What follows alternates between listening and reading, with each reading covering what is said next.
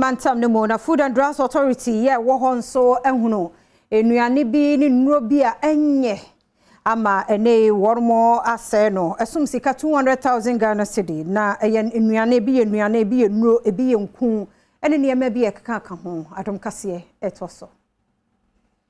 FDA ne fe wo finfini mantem mu no akwa probo e odwedi bia hodo e wo mantem no mu a wodo wonsa akoto niama hodo bi so a wo kire se ogiae se won ton ma Ghana fo monfanye wo ho a emmoa wore apomdin tisesei wodi gyatum ahyesa niama ne nyina e wo bra wodi gyato niama mu hyi ni wiye no wosen atwam na donkodonko e kanso no nyina gu mu a entimi ma abontin biu na bahani mpa apomdin